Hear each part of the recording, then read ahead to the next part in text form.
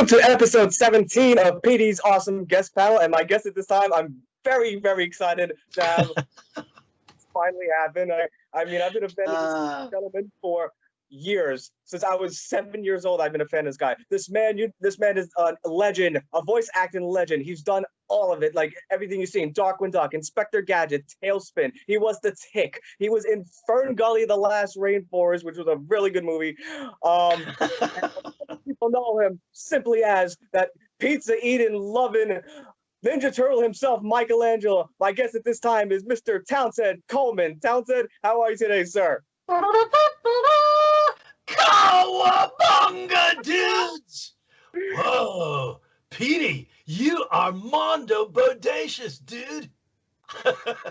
Oh, it's so good to see you, Michelangelo and Townsend. And also, I have a surprise for you, Michelangelo.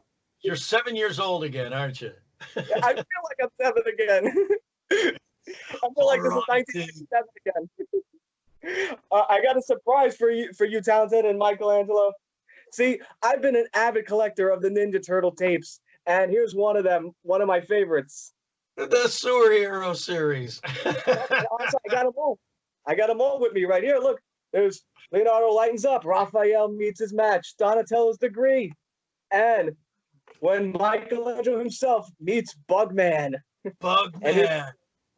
I have all 4 collections. So my question to you, Petey, is do you still have a VCR that you can play those on? Yes, I do. Do you really? Yes, do you play them? I was actually watching Leonardo's Lightens Up the other day. No way. That's hilarious, man. Well, good for you. And as you would say, it's tubulosum. It's totally tubuloso.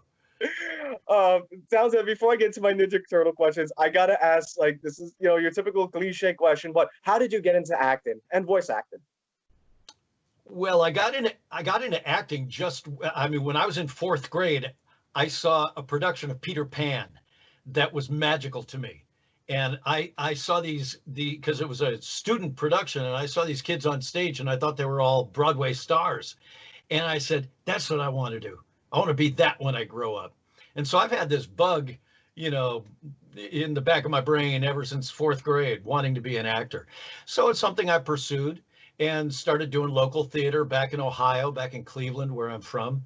When I was a kid, when I was in high school, actually middle school is where I started doing a lot of theater. And then the voice acting specifically came out of radio. I was a DJ in Cleveland, a rock jock on the radio in Cleveland for 10 years. And it was during that time that I discovered voice acting. So, yeah, that's when I started doing voiceovers, and I was doing a lot of theater and wacky stuff on the radio and stuff. So, yeah, that's how it started. Very cool. And can you take me to that day when you auditioned for the 1980s Teenage Mutant Ninja Turtles television series? Well, I can. Let's come back with me to about 1986. And when we auditioned for the Teenage Mutant Ninja Turtles, actually was it 86 or 87? Might have been early 87. But yeah, I just showed up at a studio and auditioned. I read for all 4 Ninja Turtles. So I auditioned for Raphael, Donatello, Leonardo, and Michelangelo.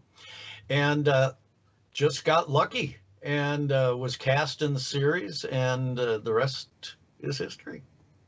Awesome. And did you have a favorite episode? Because for me, when people ask me my favorite Ninja Turtle episode, I love Cowabunga Shredded, because I love when you and the late great James Avery, when he thought he was Michelangelo, and I thought I was Shredder, and that whole thing. Yeah, you know what? I'll be honest with you, man. I can't say that I've got a favorite episode after almost 200 episodes. It's a little hard to pick one. But I have to say that the first 5-part miniseries was probably my favorite chunk of the whole Ninja Turtle series that we did, only because that was the beginning of it. That was the pilot. That was what got the whole thing kicked off and started. And so that's where we were really finding our sea legs and finding our characters and stuff. So I got to say, those first 5 episodes. Very cool. But what was your opinion on when the Ninja Turtles transitioned from I think it was season 7 and beyond, where they became the Red Sky episodes? Yeah, it would. I got to tell you, dude, the whole feel of the whole show changed for me, and I think for everybody. You know, we had been doing it for 6 or 7 seasons at that point, and they were looking for changes, and so they were adding new characters. And um, what was his name? Uh, Drag. Dreg? Is it Dreg? Dreg. Yeah, right. And that was Tony. Oh, I can't believe I'm drawing a The late, blank here. Help me out the, here. the late great Tony J. Tony J. Yeah, why? I don't know why. Because I love Tony, and Tony. I remember meeting him for the very first time. And he was this very stately, stentorian British gentleman. And I remember him saying my name for the very first time, and he would say, he had this great voice, and I can't do it, but he pronounced my name Townsend, Townsend. And when he said Townsend, I was like, dude, I'll hire you just to say my name. That's amazing. But yeah, that's when they brought in Lord Dreg, remember, in those episodes. And it's like the whole feel of the series changed a ton. And it didn't have the same sort of, to me, it didn't have the same sort of fun feel that it had up until that point. I don't know. What do you think? I mean, I agree with you. Like, I just think like I was more of a fan of like this, like the earlier seasons, like the more funnier thing, like because I love comedy, like, and I noticed this too. Like, it was a transition. Like, it went from being comedy to like more serious action type thing, and like it was okay, but I preferred like Shredder like as the villain. Like Lord Dreg was okay, but Lord Shredder with Bebop and Rocksteady because Right. Cam and Barry did a great job doing those voices. Yeah. And that's what I was saying. It seemed like the earlier episodes, the first half of the series, just had a lighter tone. It was more fun, like you said, it was more comedy oriented, and it got darker as the seasons went on in those later years. They also changed the masks too. Like when you compare the masks, like when they're wearing, it's like their eyes are like pupils like right here, but then in season 7, the mask it shows like part of their like face. Like it looks more realistic than the like in the background. I see Michelangelo, like you could just see their pupils, like you don't see their skin like on their face. Like with the Red Sky series, they made it like the masks were like you could see like a little bit of their cheeks actually. Right. And why they did that, I don't know. I have no idea either. Like, and I do want to ask you because Michelangelo is a very unique character. I mean, first of all, I love the surfing party loving dude. He's like the character that everybody can relate to. Well, hopefully, yeah. But I do want to ask you because he's the only character that went through a weapon transition too. Because he originally had the nunchucks, but then they gave him like a grappling hook. I just want to know why was that? Why did that happen? Because the nunchucks were considered too violent. And a grappling hook wasn't? No. Yeah. Yeah, Wow. and I think it had something to do with the episodes airing over in Europe too, because it was called Teenage Mutant Hero Turtles. Yes. Over in the UK, and the weapons were a problem. And I remember Michelangelo's nunchucks, especially, being a problem, and so they got rid of those and exchanged it for a grappling hook, thinking that wasn't as dangerous or deadly or something. I guess, unless you got grappled with it. Right around the neck. I think that, like before, like like later on in the interview, I like, would you like to see like actually the videotapes actually work? And I could actually put it in my VCR and just show you like a brief clip of this, like of one of these tapes. Oh, well, that's okay, dude. I've got a pretty good idea of how those look. Yeah, I remember those myself. I loved them as a kid. I remember there was 2 tapes I loved. Like one of them I had was Leonardo Lightens Up because I remember because that's when you said it even tastes good raw. If it tastes good, what? Like there was like in the beginning of the episode, Leonardo lightens up. Like Michelangelo's making a pizza, and then he said, "If we're gonna be like strategic, we must remain on the cutting edge." And you're like, "Cutting edge? That gives me a good idea." And then you cut the pizza, and he goes, and he eats the pizza, and he goes, "It even tastes good raw." Defenders of truth and justice get hungry too, I was like, your delivery man was awesome. So, have you memorized the entire series? I can remember quotes. Like I remember the Cowabunga Shredhead where like Shredder did, not Shredder, Splinter did Kung Pao, and all I hear in that episode is you going, "I crave pizza no more." Right. And you're like, you break the fourth wall, and you go, "I can't believe I'm saying this." Right. I Uh, crave pizza no more. and I notes in it. crave pizza no more. I can't believe I'm saying this. And another one I remember was like when you were about to leave, when Shredder was Michelangelo, he was acting like Michelangelo, and you're like, "It's getting too crowded in here. I think I'm gonna go for a spin around the sewer." And he goes, "Oh wow, I'm on to emotion, man. Hey, include me in, okay?" And you go, "Just where do you think you're going, dude?" And he goes, "Sewer surfing, man. I hunger, cowabunga." And then you go, "Well, not on my cheapskate, you don't. Your cheapskate, it's my cheapskate." That's awesome, dude. I got to tell you, I don't, this is so long ago that I remember so few of those quotes from this show. Of course, I was doing a lot of other shows at the same time, too. So, Speaking of that, though, I absolutely loved as a kid growing up in the '90s watching Fox Kids, The Tick. There were two shows. I mean, I'm sorry, four shows I would watch on Fox Kids as a kid growing up in the '90s after school or Saturday mornings. Mighty Morphin Power Rangers was one of them. Life with Louie, Bobby's World, and of course, The Tick. Can you all talk about right. The Tick? Talk about what? Your time on The Tick. Oh, my gosh. Well, my time on The Tick, first of all, it was only 3 seasons as opposed to 10 on Ninja Turtles. But just about the most fun I ever had doing animation. Yeah, because I love that character. I love this guy. He's right here. This is my boy. This is my boy right there. How does he, for people like watching? How does he sound again?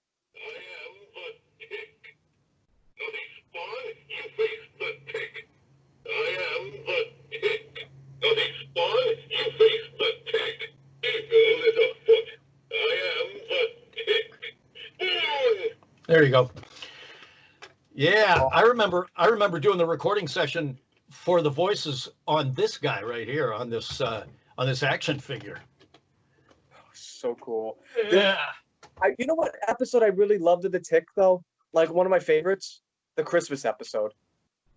Oh, multiple Santas? Yes, when it was like a multiple Santa attack. Right. Love that episode. Oh, there was some great writing on that show and some great episodes.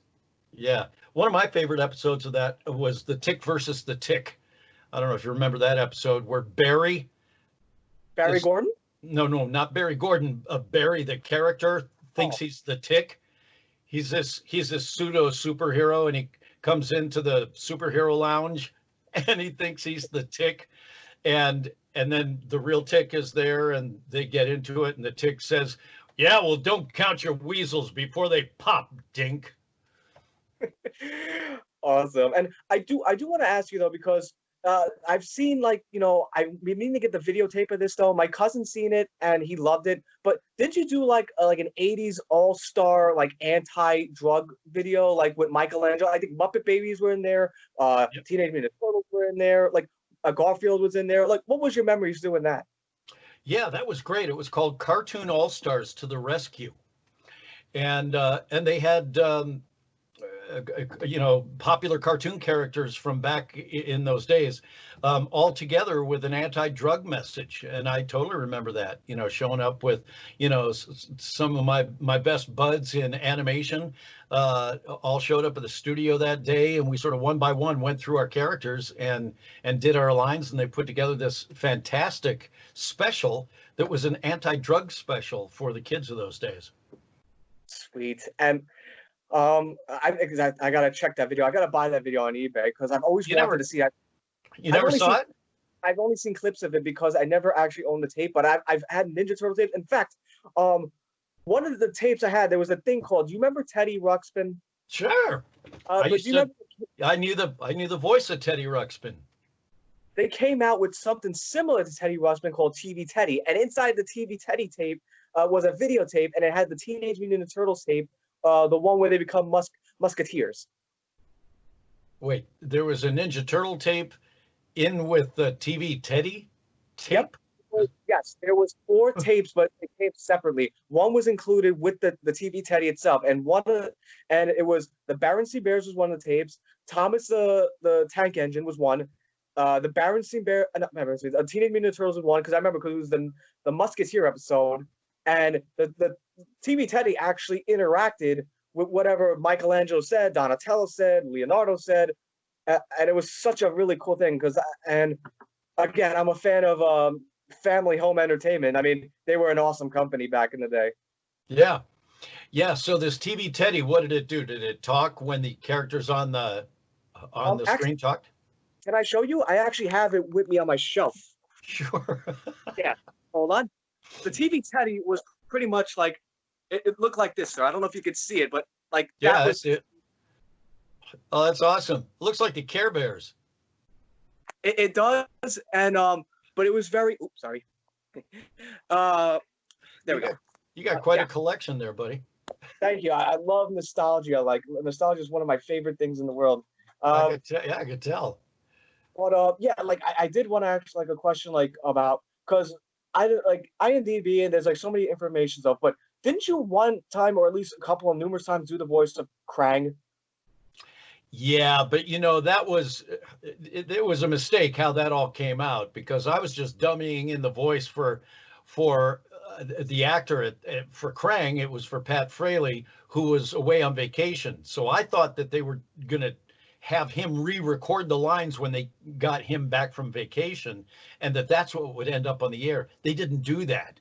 So they ended up with, you know, it happened with Shredder too, a couple of times where I did Shredder, I did Krang, I did a couple of these just to dummy in while they couldn't make the recording session. And then I figured that they were going to have the actual actors do those voices with the animation once the animation was complete, and they didn't replace them. And I was like, what? I don't do Krang. I do a terrible Shredder. This is why are you guys keeping my voice in there? But yeah, so that wasn't supposed to end up like that.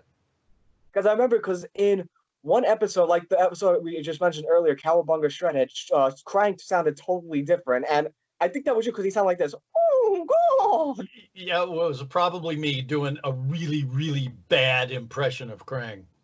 I liked it though. I thought it was good. In fact, I liked yours because not that against Pat Fraley, but I liked yours more because it sounded more like a sci-fi alien cartoon character. Like you like this. You think you're gonna obliterate the turtles this time?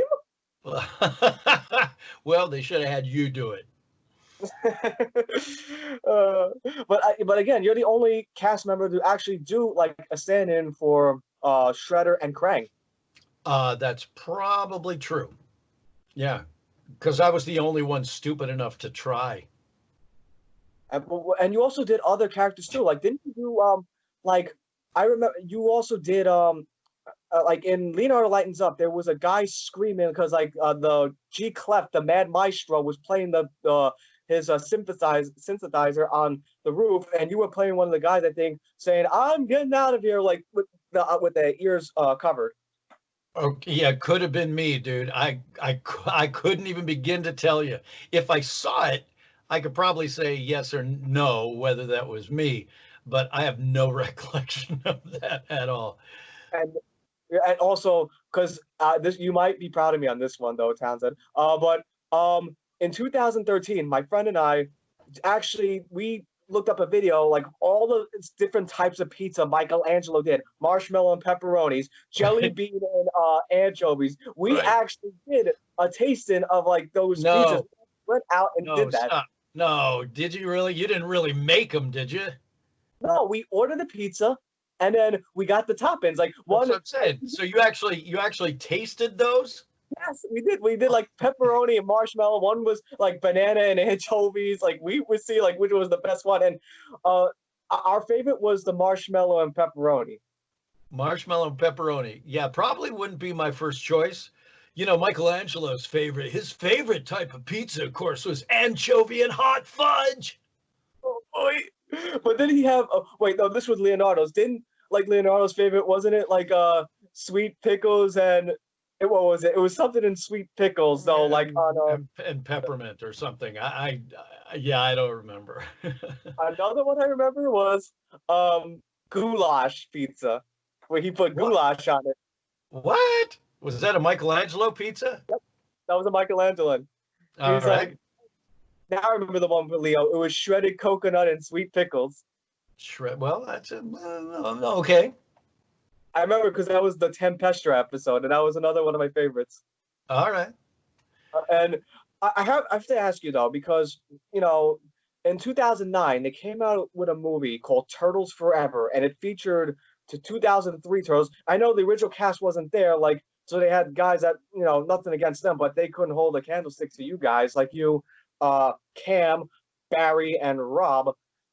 Even like Pete Renaday too. Like I mean, even though the guy that did Splinter was okay, but nobody could do like the Shredder, the Splinter voice like Pete Renaday. That's true. Yeah.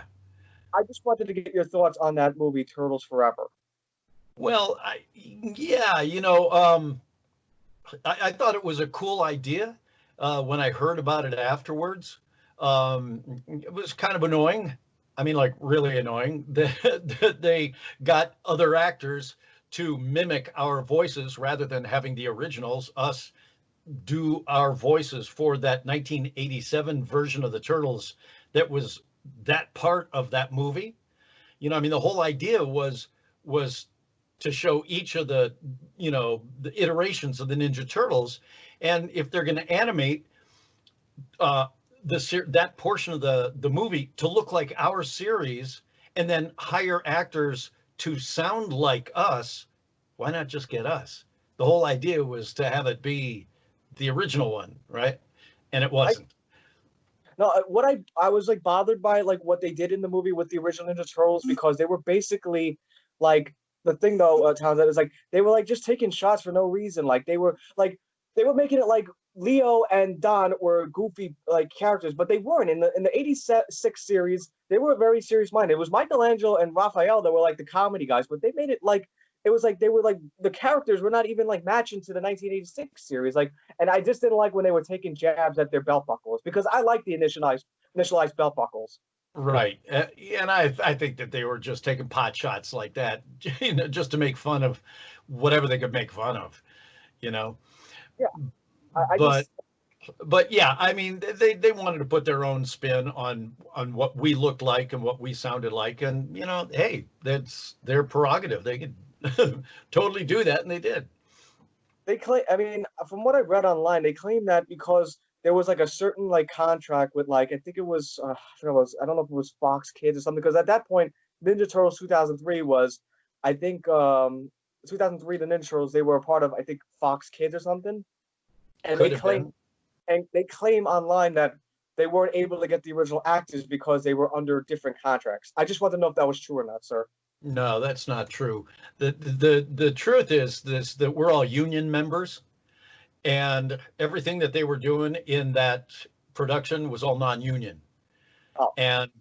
And so to get us, they would have had to go through the union to get us, which at the time was Screen Actors Guild. And I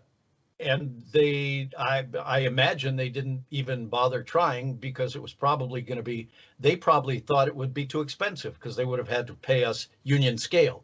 And I doubt they were paying any of their non-union actors union scale. So I think that the union issue was really the big issue back then. And so they didn't even bother trying to get a hold of us, because we never heard of it until it came out. We never heard about it. Now, you also did where you guys reprise is the correct word. Is it reprise? We'll say reprise this time, but you can say reprise if you like, because they both work. Where you guys came back in the 2012 Ninja Turtles series, the crossover for a couple of episodes. I just want to know, what was it like doing the original voices back again in the 2012 version? Oh my gosh, Petey, that was fantastic. We had the best time. And by that time, the four of us had already sort of reestablished our friendship and gotten together again, because we were doing Rob Paulson's Talkin' Tunes podcast.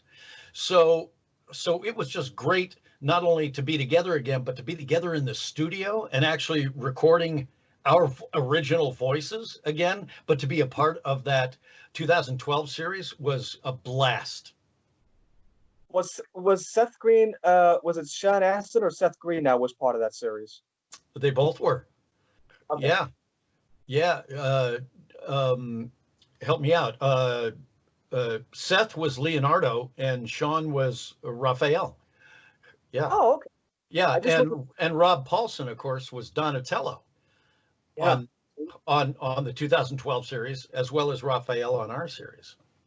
I love the meta reference they did though, like in an episode. It's like we had Raphael and the 2012 Donatello saying, "I don't like the sound of your voice," and then they go, "Hey, look who's talking, man!" It's basically like them talking to each other. Exactly, it was such a great bit because they sounded so much alike. But why do? But here's the thing: I love I'm an avid '80s Ninja Turtles fan. Why do people why in both that crossover and then in the Turtles Forever? Why were they saying when you guys were saying Turtle Power? They okay, that's enough. Like the new Ninja Turtles were basically saying okay, that's enough when you guys were just trying to have a cool moment. Yeah, I think it was, for the humor of it, just trying to tamp it down, going, yeah, we've heard that before. I love that series because then you had Pat Fraley came back to as Krang, and then you had Gilbert Gottfried who was the new Krang. Right. What was it like working with in that series? What was it like working with Sean Astin, Seth Green, and Gilbert Gottfried? It was great. I didn't work with Gilbert Gottfried. I mean, he was on the show, but we didn't do a scene with him, so he wasn't there. But worked with Sean, worked with Seth. Yeah, they were great. They're great. First of all, they're just great guys.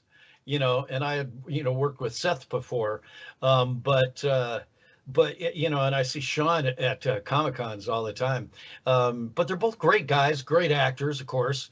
And really iconic in this business, both of them. And I have to ask you this because I mentioned in the introduction earlier, you were also part of Fern Gully. Now, this movie had an all-star cast. I mean, you're an all-star name yourself. You're a veteran, legendary voice actor. You had in this movie, you had names like Robin Williams. You had names like Tone Loc. You had Tim Curry. Who else was in this movie? I could be wrong, but I think David Landers, who played Squiggy, was in this movie. I could be wrong with that one, but Yeah. you had a lot of names in this movie. I just want to know what was your thoughts doing Fern Gully? Yeah, it was great. Again, really, I don't want to sound repetitive here, but I'm going to sound repetitive.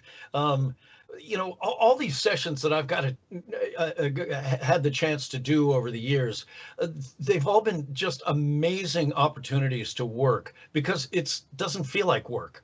And I get to show up at a studio and be with these amazing actors who are all hilarious and record these cool things that I don't get to see in their finished form for usually about another year.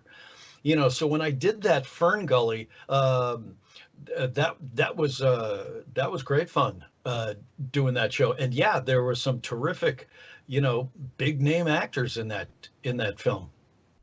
Sweet. And I do want to talk about I noticed too, much like how they always say Donatello and Leonardo are always a pair with each other, just like Raphael and Michelangelo usually they always have most scenes together. It's kind of cool how you and Rob, it's ironic because it's like a parallel in real life because you and Rob worked on The Tick, you guys worked together on Darkwing Duck.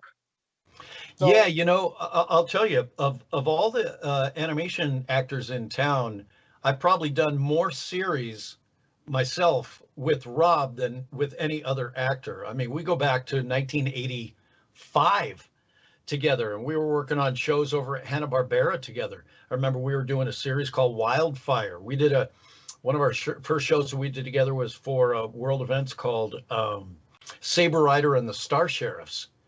And Pat Fraley was on that. Rob was on that. I was on that. And but then we were doing Fraggle Rock together before we got Ninja Turtles. And of course, he was doing Pinky and the Brain, and they brought me in to do a number of episodes of that. And yeah, so I've done a lot of shows with Robbie. And of course, with The Tick, Arthur was voiced by Mickey Dolenz from the Monkees for that first season.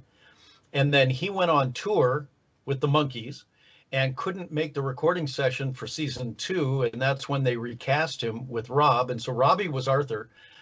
did the voice of Arthur on seasons 2 and 3 on the Tick. Yeah. And you know what's the cool thing though? Like, aside from Cam Clark, like you're the only one in Ninja Turtles that never had like a substitute stand. Like Rob had somebody else like whenever he couldn't make it, and then Barry had Greg Burke, who I'm one of my good friends, Greg Burke. Right. Yeah. And and also I want to like ask you because you were in a movie with probably like you're one of my favorite voice actors, but you were also in a movie, animated movie with one of my favorite actors, the late great Phil Hartman, Buster and Chauncey's Silent Night. Right. Wow. I remember seeing the names. I saw the names Phil Hartman and I saw Townsend Coleman. I was like, this is going to be good. You have two great actors / voice actors in this movie. And this was also Phil Hartman's sadly his last movie. What was it like working on that movie? And did you get to work with Phil like directly in this movie? Well, again, and not to sound repetitive, but it was a session like pretty much like every other session. Going to the studio, they hand you your script, you look through your lines, and you get behind your mic and you do your thing. So the session was again yet another session that I was just grateful to have, another gig I was thankful to get.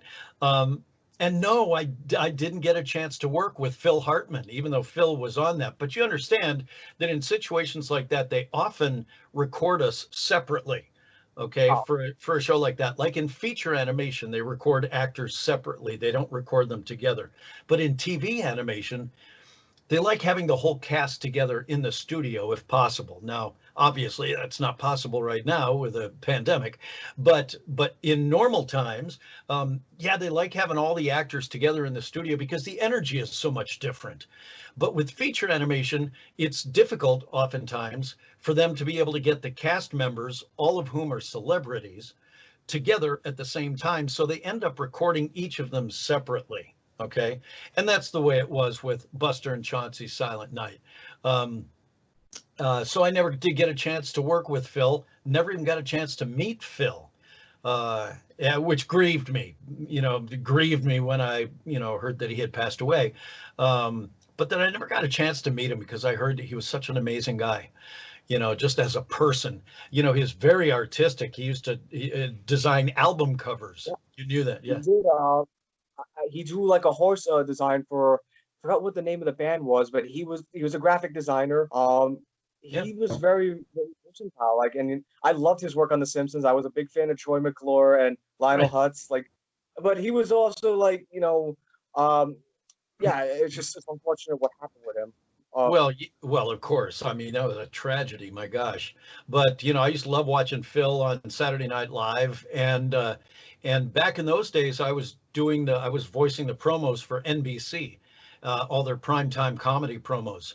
So I was voicing all the must-see TV promos, and that was back when a show called News Radio was on the air, and of course Phil was on that show, and he was hilarious. Yeah, I agree, and I want to think of Phil. Like, I think he could have easily been part of Teenage Mutant Ninja Turtles. There was one episode where I think the role should just went to him. Like, it was the episode. You remember when Raphael meets that Mona Lisa, like, and he wins that thing on McDonald Crump's private party yacht? Right. McDonald Crump. Yeah. Well, you know what? The fact of the matter is, Phil Hartman could have played any character. Yes. Right. That's like, but Townsend, that's like you. You can play any character. You can read the phone book and make it entertaining. Well, I appreciate that, man. That's very kind of you. Where do I send the $20? No. But I do want to ask, like, you were also on Timon and Pumbaa, right? Yeah, well, I think I did a couple episodes of that. Maybe only one episode. I don't know. Back in those days, there was really a handful of actors in town who, were all sort of kind of part of the group. And, we all tended to be guests on other shows.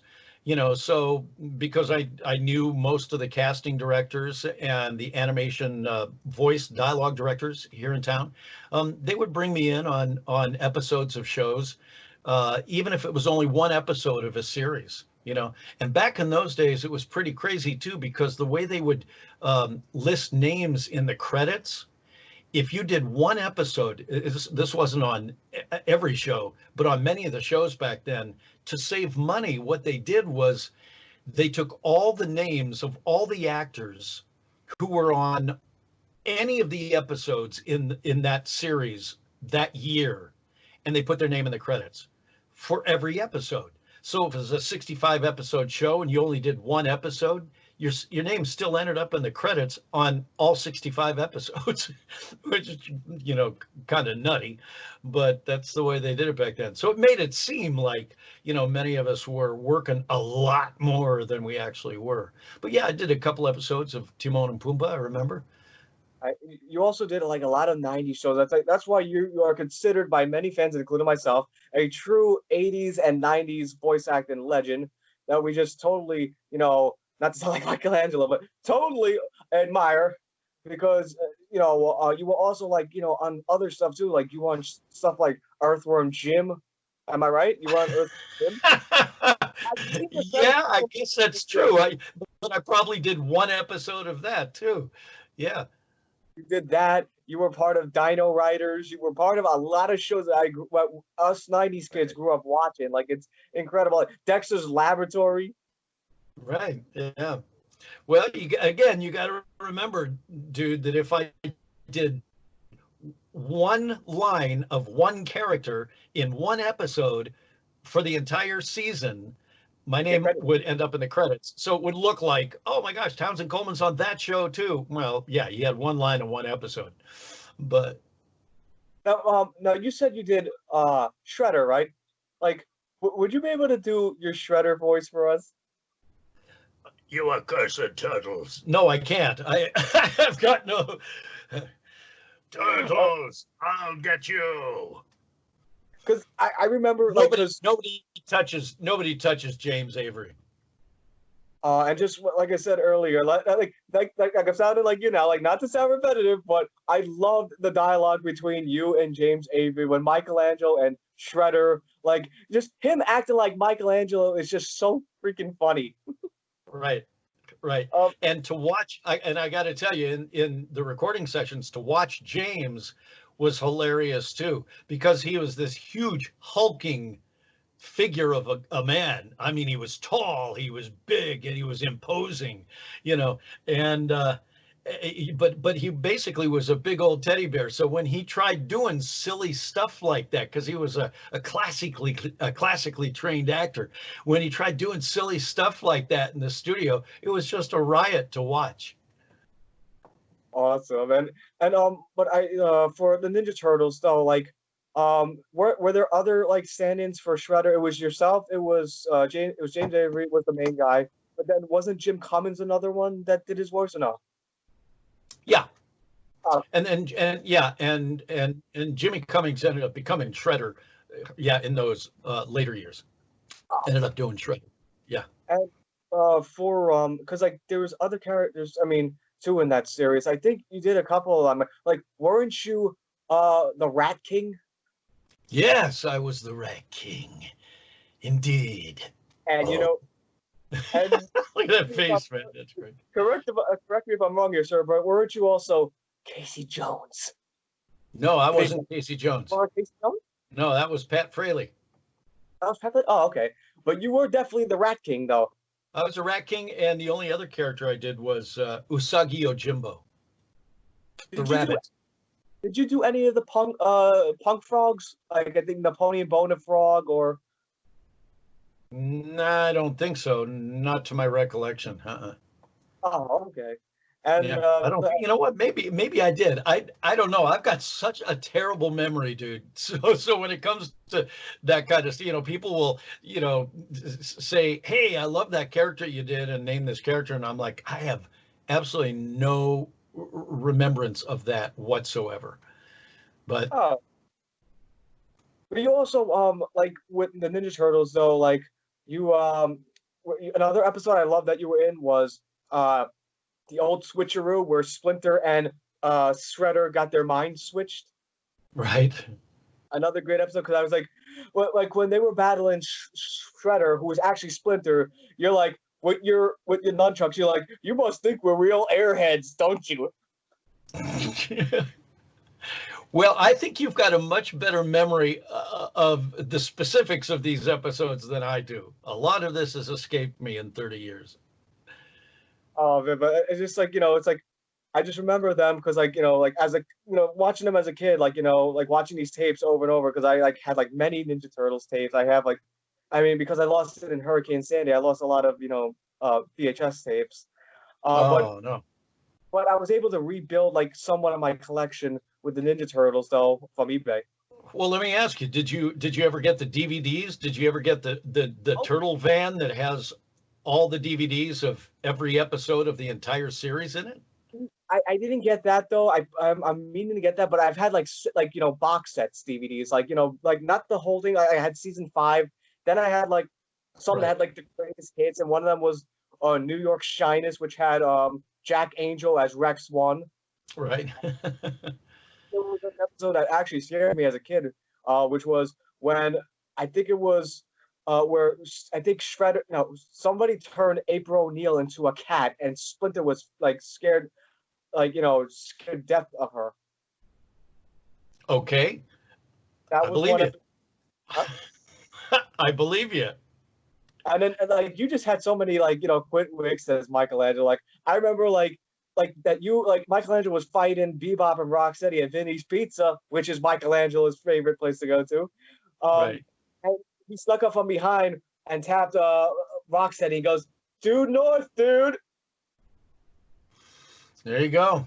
And then when they were fleeing from like Shredder's like place that got destroyed, he's like, "Let's boogie, dudes." You are a true fan, Buster. Yeah. I just remember it's like another one is like where like Bebop and Rocksteady, they had Michelangelo tied up and they're like singing, we got us a turtle, and you're like, put a sock in it, will you? You're giving me a mono migraine. And then they literally take a sock and he goes, you put a sock in it. Yeah. Petey, how old are you? I turned 30 in January. There you go, 30 years old and just still loving on the Ninja Turtles. So are you a Ninja Turtles fan, like of all the series and all the movies? Just a fan of the franchise period. Do you like the current one that's on Nick right now? Is that the because I think they came out with a new version though, where like now each of them are like different kinds of turtles. Like I think Donatello is a box turtle, then Leonardo's a red or slider. Like that one I didn't get to watch yet. I watched all of them, but is that the rise of the Teenage Mutant Ninja Turtles you're talking about? Yeah. I've only seen episodes from the 1980s, 2003 and 2012. Obviously, okay. 8 is going to be my favorite. My next favorite one would be the 2012, and 2003 was my least favorite. But I mean I love the series in total. I can always be a supporter of the Ninja Turtles, but like when it comes to like what I grew up with, I guess maybe because I'm kind of biased because I'm picking the one I grew up watching like as a kid. That's sure. why I love the 80s Ninja Turtles more. In fact, sure. My sister my family got me for Father's Day, even though I'm not a father, but like I'm an uncle, and my family gave me like this is one of the things they gave me. It's a customized mug. Look at that! Oh, that's great. Turtle, you are totally awesome. I was so like, and I was actually when I saw that, I read it in Michelangelo's voice. I was thanking my family so much for this mug. I loved it, like because they know my love for Ninja Turtles. They know I'm a turtle guy in general. Like I have 3. Like I don't have 4, but I have 3. Right, that's so great. But like I do want to talk about like because we didn't mention much. I mean, you mentioned it briefly, but I do want to talk about Fraggle Rock. What was it like doing Fraggle Rock? Oh, it was a blast, I gotta tell you. Oh, Wembley, your rock dust allergy's all in your head. We're gonna go exploring in outer space with my Uncle Traveling Matt. Oh, Townsend, you're making me feel like I'm like 5 again. All right. Then my job here is done. Oh, and like I said, like this is why, sir.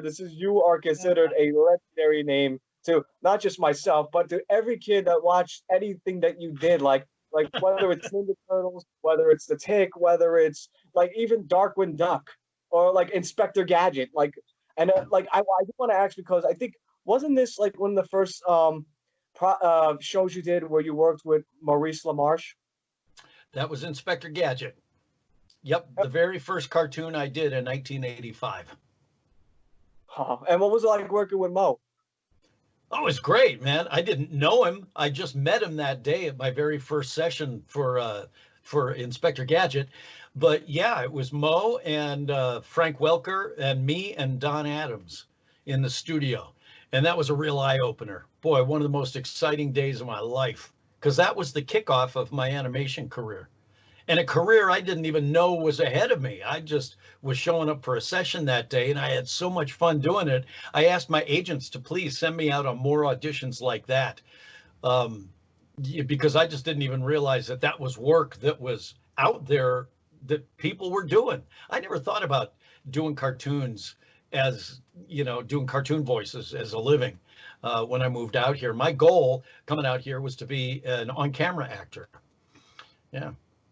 Oh, very cool. And also another show that you did with Rob.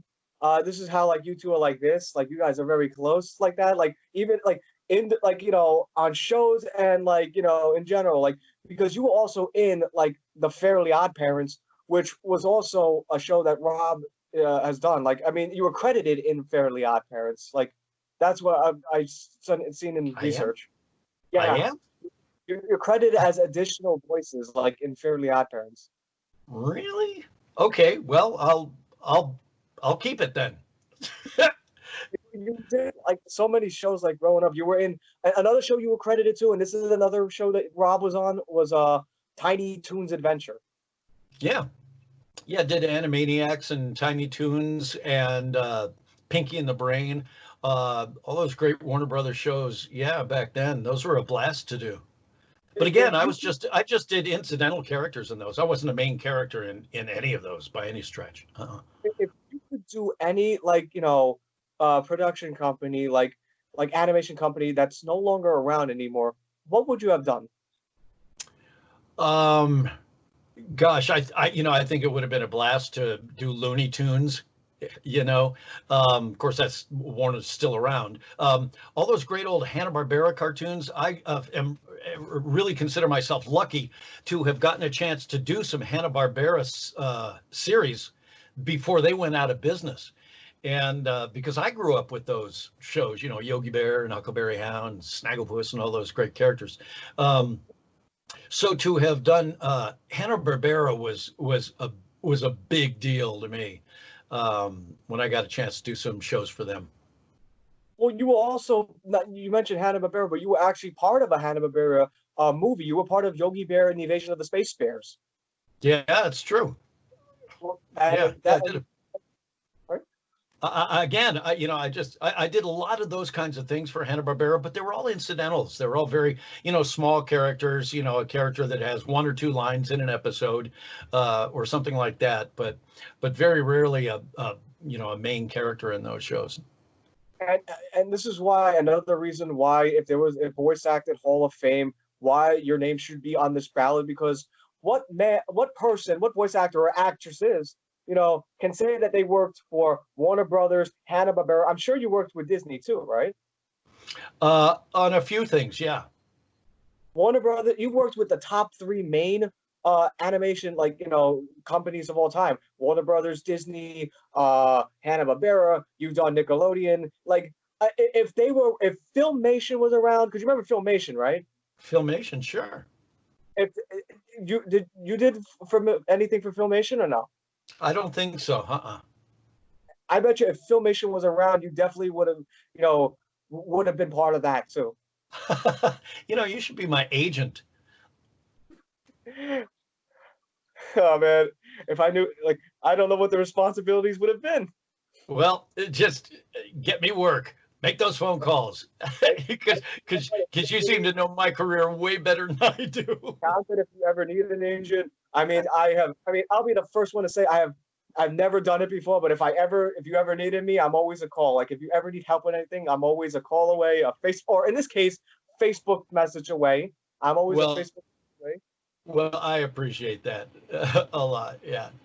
And no, but like there's so much like you have done, like like not many people. I don't even think like and they're like another legends too. But the late great Mel Blancs, Don Messick, like I consider you like in that kind of category. Like you, Rob, like any like voice actors, like you, Rob, Tress McNeil, like all of them. Like you can give me a test and say, listen, can you name me 50 voice actors, and I will be the first one to give you those 50 names. You would definitely be in that list in the top 10.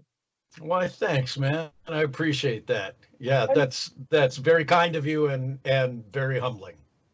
Anytime. Like I always said, in no particular order, because I'm not doing orders, but if I had to name my top 10 favorite voice actors of all time, I would say Mel Blanc, Stars Butler, Don Messick, Townsend, Coleman, Rob Paulson, Tress McNeil, June Foray, Dan Castellaneta, Maurice LaMarche, and Charlie Adler. But what about Jimmy Cummings? What about, I mean, Jess Harnell? What about, I mean, there's so many, Jeff Bennett, so many guys who are so great. Hank Azaria, my gosh. I got another one also, Jess Harnell. Like, there's so many good names. It's hard to pick a top 10. I think that it's hard for me to pick a top 10 because there's so much, underrated voice actors and actresses. Like, that's why with the top 10, like, I mean, if I had to, like, I mean, I wouldn't want to because there's so many names. Like, there's Jess Harnell, there's yourself, there's Rob, there's Cam. And Cam, and if I ever got to interview Cam, I would ask him like the one question nobody's ever asked him though, and that is, what was it like working on the game for the Sega CD called Rise of the Dragon as Blade William Hunter? Oh my goodness, well, you'll have to ask him that someday. And I gotta definitely like one day because like and this is a true honor because you're the first actual Ninja Turtle I interviewed. I never got to interview Rob or Barry or Cam. I got to. And well, I feel honored. Yeah, like episode 17 is like gnarly for a reason. I should call this episode 17 the gnarly edition because like it's tubuloso. The turtly tubuloso edition. There you go. And I was gonna say something too. What was I gonna ask? Like, like there's a character in the movie Finding Nemo. There's a character, and we talk about turtles. This is ironic. Like it's irony. There's a turtle that talks like Michelangelo. He's like, "Whoa, dude! Whoa, whoa! Hey, man!" Yeah, I've heard it. Yeah, it's a little close, isn't it? What was your opinion like seeing like not only a character that sounds like Michelangelo, but it's a turtle nonetheless? Yeah, it was a little crazy, huh? Shows you how much of an impact Michelangelo does on in today's voice acted days. Listen, I did a Fruit Loops commercial playing a surfer in a Fruit Loops commercial, animated, years ago, and they wanted him sounding like Michelangelo. So I ended up doing Michelangelo for this surfer, animated kid surfing in this Fruit Loops commercial. And you see this commercial and it sounds just like Michelangelo. And I'm like, how did I let them talk me into that? Oh yeah, I remember. Money. But would you ever want to, like, hopefully one day this would like happen, but what would happen if the Tick met Michelangelo? Oh, dude, I don't think it could happen. There'd be too much awesomeness in that room. And it would be so cool, like, to see the Tick, like, you have one superhero that talks in a very cool, like, mellow down voice like this, and then you get, like, the superhuman Tick who talks in a voice like this. Right. Yeah, you'd look at Michelangelo and say, "Evildoer, beware. You face the Tick." Wait a second. You're not an evildoer. What are you? Dude, I'm a turtle, duh. A ninja turtle who happens to be a teenager and a mutant? Egads, get back from me. I have to ask you, Townsend. Did you ever have like those moments, like those cool, awesome father moments where your kids are like, "My dad is Michelangelo, my dad is the Tick." Yeah, when my kids were little, I don't think that they thought it was so cool. I think in some cases it was just like that's what every kid's dad did. So there wasn't anything special about it. I remember when my youngest daughter was like 3, 4 years old, and I would do the character voices for her, and it would freak her out. She'd get scared, and she'd say, "Daddy, just talk normal, talk normal." I'm like, "Okay, I won't, I won't do the voices, honey." Because I'd read stories to him at night and, do the character voice and stuff. And she didn't want that. She just wanted, "Daddy, talk normal." Oh, okay. Well, and like with the tapes though, with the Ninja Turtle tapes, did your daughter have like watched like the Ninja Turtle tapes that the Family Home Entertainment put out? Nah, my kids, the only one of my kids who ended up sort of being into Ninja Turtles was my youngest son. And yeah, but other than that, my kids didn't watch my stuff so much. Why though? I mean, like you like no pun I mean, not pun intended, but not not to like make a Michelangelo reference, but like, dude, you were totally awesome. Well, I thank you. I appreciate that. Anytime, like uh, no, but like there's stuff that you have done. Like you're credited for so many things I grew up watching. It's like incredible though. Like it's like so like talking to you right now is like the inner child in me, like saying like this is awesome. This is something I waited like 20 years for something to happen like this. I mean, because Oh, it's dude. always so cool to interview people or talk to people you grew up watching as a kid. Yeah, I know what you mean. It's a cool thing. Well, I hope I haven't let you down too badly. Not at all. Not at all. Like, and and you'll get a kick out of this, but back in the day, like in '90s when I was starting school, I started kindergarten in '90, I think '95. I was 5 years old. Like I started kindergarten, and I had a Fox Kids folder. Lu- oh, I was gonna say lunchbox. No. No, I had a Mighty Morphin Power Rangers lunchbox because Okay. I couldn't find a Ninja Turtle one. All right. I had a Fox Kids folder, and the Tick was on it. All these shows were on it, like from Fox Kids. And I'm proud to say that, like with the Ninja Turtles, though, I was proud to own a lot of those tapes. Like growing up in '97, like when my first Ninja Turtle tape was Leonardo Lines Up. Then I got Cowabunga Shredhead, and then I had like, later on I got like Raphael meets his match, Michelangelo meets Bugman. I was able to get those tapes. Then they came out, and you did the. This is what I loved about it too, and I think I talked about this with you, like before, where you actually did the narration for those Heroes edition commercials. Right. Yeah. Because I was doing a lot of yeah, I was doing a lot of voiceover stuff back then. And like there was two series to the sewer hero editions. You had the Leonardo, Michelangelo, and then you had the villains editions too, which I always wanted too. Like there was one called the Teenage Mutant Ninja Turtles meet Rhino Man, which was Rocksteady. Right. Then another tape I had too, like was it was the Teenage Mutant Ninja Turtles versus the Mighty Bebop and Super Rocksteady. Okay. And I think that one was when they replaced Shredder wanted to replace his bumbling nincompoop sidekicks with like mechanic versions of them, like the competent versions. Right. Right. But Are are you a big toy collector too? Do you have a lot of the Ninja Turtles toys? I did back in the day, like Was your fortunately, like mom? Did your mom toss them all? no, no, no. I actually kept them until Hurricane Sandy when I lost everything. Oh gosh. Yeah. What And a it's shame. sad too because I had this cool like Michelangelo. We had like a lot of things. We had the Teenage Mutant Ninja Turtle pump tents. We had yeah, we actually had those. We had what else did we had? I had a Michelangelo figure where like it came with like a lasso. Yeah. Did you have the Ninja Turtles bed sheets and pillowcases and all that? Oh, bed sheets I had, the pillowcase I had. Like if I would alternate too. Like one week would be the Looney Tunes sheets, the next Right. week would be the Mighty Morphin Power Rangers sheets, and then like or vice versa. Like, but the Ninja Turtles, I had that. I had actually had um a Ninja Turtles cup too, like a cup, and Oh, and you'll love me for this one, Townsend. You'll be proud of me on this one. But Burger King used to come out with like the Burger King Kids Club, and Right. they giving away like when you bought a meal like a Happy Meal, I mean not Happy Meal, like the Kids Club meal, you would get like a Ninja Turtle tape, and there was two tapes I remember specifically. There was the Easter tape and the Winter Special tape, and I remember because it came in a blue box, a blue VHS cover, and a pink no a red VHS cover. It was so cool. They were Burger King exclusives. Yeah, I remember those Burger King tapes when those were Uh, coming out. Those were heady days for us. Yeah.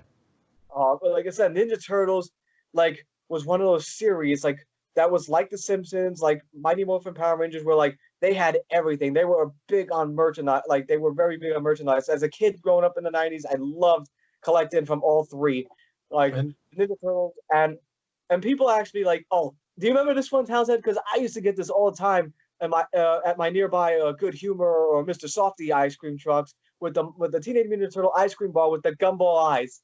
yep, they still make those. I still see them.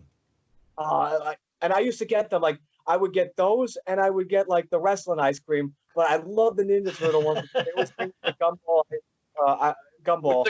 With the gumball eyes. Yeah, that's And gonna be that's gonna be what's on my tombstone one day. The guy with the gumball eyes. Yeah. man, but Michelangelo, like I'd be the first one to tell you that if I could get like a pull string figure of Michelangelo, because I had so many pull strings back in the day of pull string figures. I had a Ren and Stimpy one. Uh a wrestling one. But if I had a pull string Michelangelo one that would say "Cowabunga, dude," that would make my day. I think they made those, didn't they? They did. I fortunately never had to own. I never got to own one. Yeah, And and I don't think that was our voices either they on were. those. I don't think so. Because I remember when some of those talking toys came out and they weren't our voices. They got somebody else to do the voices for them. But did you get the videotapes though, like with like the videotapes or any kind of merchandise? Didn't you get like some like royalty checks from those? Well, from the animation that we did, but not from any toys or anything like that. No. Really? I thought they would have I thought they would have done something like that. Not even for the videotapes? Well, the videotapes, yeah, because those were that was animation that we did. So as part of our union contract, we would get royalties based on sales or based on how many times it's aired on TV. But other than that, no, we didn't get a chunk or a piece of any of the merchandising at all over the years. Wow. Yeah.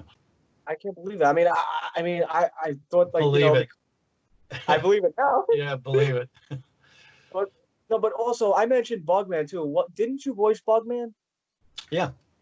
So what was it like? I gotta ask you this too because this is the I don't remember. I don't remember. I don't even remember Bugman. I mean, I remember Bugman, but I don't know what did Bugman sound like. I don't remember what Bugman sounded like. I remember. I gotta rewatch. I gotta rewatch this tape again. Yeah. See, here we go. There you go. There it is. Okay. And you'll let me know, right? Like Definitely. Fletchlow meets Bugman, right? But I definitely want to ask though, like before we conclude though, like the interview, I do want to ask, like, as a voice actor, what's it like when you have one character when you voice two characters, like side by side? Like for instance, Michelangelo and Bugman are talking, so it's like you talking to yourself, right? Yeah. Yeah. And you switch your character. And you go, to the other guy. No, I didn't. Yes, you did. No, I did not. Yes, you did too. It's just a matter of, switching up the voices and going back and forth. No, and like with voice actors though, like too, like there's so many names. Like you're definitely like like if there was a list of 100 greatest voice actors of all time in no particular order, you would be on that list. Well, I thank you. I appreciate that. It'd be a nice list to be on. Before we conclude, there's two things I gotta ask though, man. Like, Okay. First off, my buddies, Patrick, Mark, Kevin, and Patrick, Mark, Kevin, and Brett. They're huge fans of yours. Like, just as big. I mean, I'm a big fan. These guys are totally like uber fans too myself. Would you be able to give them a shout out in Michelangelo's voice? And what are they? Kevin, Mark, Patrick, and who? Brett. And Brad? Brett. Brett. Brett. Oh, Brett. Okay. Well, so it's Kevin, Mark. I've already forgotten the third one. Kevin, Mark, Brett, and who? Patrick. Patrick, right. I always forget Patrick. Patrick's the one I can never, ever remember. But Kevin, Mark, Patrick, and Brett, you dudes are totally mondo bodacious. Dude, we got to go out and grab some pizza together. And don't forget, turtle power. Whoa. Can we do like on a count of three, like you and I, like do like turtle power? You want to do a turtle power or a cowabunga? How about both? How about both? Okay, we'll do turtle power first. Okay. Okay. Ready? 1, 2, 3. Turtle power! Let's go For cowabunga? All right, buddy. You count it down. 1, 2, 3. Cowabunga! Whoa, dude, that was bodacious. And Townsend, because this is an open forum, you could talk about anything you want at this time. Like now's the time, the floor is yours, sir. So you can talk about anything, endorse, promote, anything you want. I've got absolutely nothing to endorse or promote. I'm just a working voice actor, and I'm just grateful for the job and thankful for a career that is beyond any reasonable expectation of actual achievability. I do have like one more like request, if it's okay with you, sir. Could you give a shout out to my family in Michelangelo? Sure. And who's in the family here? Dad, my sister Lissa, Lauren, and Graham. Is this the Donovan family? Is that right? Donovan? What's your last name? Coleman. Oh, Bowman. Sorry about that. Yeah. Is this for the Bowman family? Is that what it is? All right. Mom, Dad, Graham, Lissa, and Lauren. the whole family. All right, Bowman family, dudes. I hope you dudes just have a mondo bodacious year and lifetime and eternity, and I hope it is just the most power-packed, unbelievable, radical, totally bodacious. I have no idea what I'm saying, but I totally hope you guys are like Bowmans. I love it. And before we conclude, sir, let me just say, like, this is a serious note. Like, say what? Wait, what? Seriously, Bowman family, I think you guys are seriously now mondo bodacious. I mean, righteously radical dudes. And you just got to hang together and remember, what goes around comes around. What's up is up, and what's down doesn't have to stay down. And I'm just making it up because I have no idea what I'm talking about. But you guys, you light my fire. Awesome. And before we conclude, I just want to say, not only thank you for this interview, I want to say thank you for the memories you gave me watching as a little kid, watching Michelangelo at a 7-year-old. I'm a 30-year-old man now. I want to say thank you for the years of countless memories that you've done in other shows like Tick. Thank you for the memories. Thank you for this interview. It was a true honor, sir. And bless you and your family, Mr. Coleman. Well, Petey, I appreciate it, man, and thank you for the interview. Thank you for all the memories that you have packed away in that melon of yours, and thanks for being a fan ever since you were 7. I really appreciate it, because without you, dude, this show would never have become what it became. So thank you. And I'm going to send you a copy of this interview, I promise. Oh, I can't wait.